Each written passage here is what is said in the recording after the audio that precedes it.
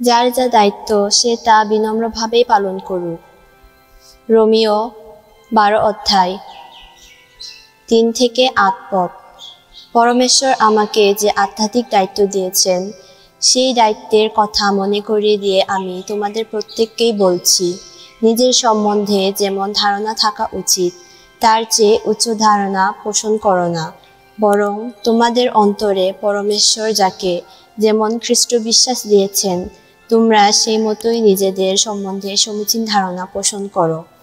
কারণ আমাদের এই এক দেহে যেমন অনেকগুলি অঙ্গ প্রত্যঙ্গ আছে এবং সকল অঙ্গের কাজ যেমন এক নয়, আমরাও তেমনি অনেক হয়েও খ্রিস্টের সঙ্গে মিলনাবদ্ধ বলেই এক দেহ। এবং ব্যক্তিগত সম্পর্কে আমরা পরস্পরের অঙ্গ প্রত্যঙ্গ।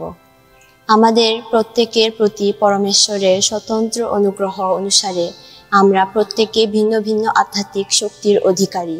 কাজেই যার প্রাবক্তিক বাণী ঘোষণা করার শক্তি আছে সে তা প্রয়োগ করুক তার বিশ্বাসবোধের গভীরতা অনুসারে।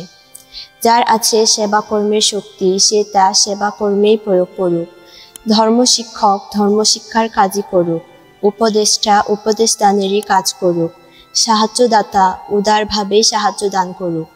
কর্তৃত্ব যার হাতে সে সযত্নে কর্তৃত্ব করুক। দয়া দাক্ষিণ্য যে করে সে আনন্দের সঙ্গেই তা করে।